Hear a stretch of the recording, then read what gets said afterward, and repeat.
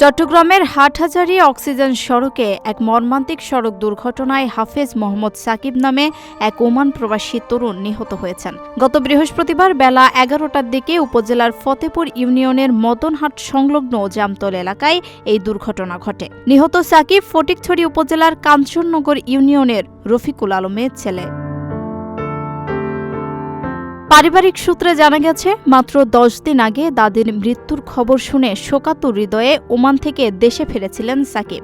কিন্তু নিয়তির নিষ্ঠুর পরিহাসে দাদির শোক কাটানোর আগেই নিজেই পাড়ি জমালেন পরপারে। প্রত্যক্ষদর্শী ও পুলিশ জানায়, বৃহস্পতিবার সকালে সাকিব তার মামাতো ভাই ইমরুল কায়েসের সাথে মোটরসাইকেল যোগে চট্টগ্রাম শহরের দিকে যাচ্ছিলেন। জামতল এলাকায় পৌঁছালে নিয়ন্ত্রণ হারিয়ে তাদের মোটরসাইকেলটি উল্টে যায়। এ সময় সাকিব সড়কে ছিটকে পড়লে পেছন থেকে আসা একটি দ্রুতগামী ট্রাক তাকে চাপা দেয়। মুমূর্ষু অবস্থায় স্থানীয়রা তাকে উদ্ধার করে চট্টগ্রাম মেডিকেল কলেজ হাসপাতালে নিয়ে গেলে কর্তব্যরত চিকিৎসক তাকে মৃত ঘোষণা করেন।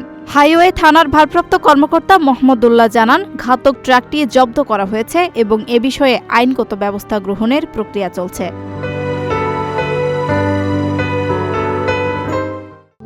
প্রবাসীদের জন্য নির্মাণ হচ্ছে দেশের প্রথম স্মার্ট সিটি, যেখানে থাকছে স্কুল, মসজিদ, হাসপাতাল, সুইমিং পুল, হেলিপ্যাড, পাঠাগার, জিম, সুপারমার্কেট, শিশু পার্ক সহ সকল নাগরিক সুবিধা।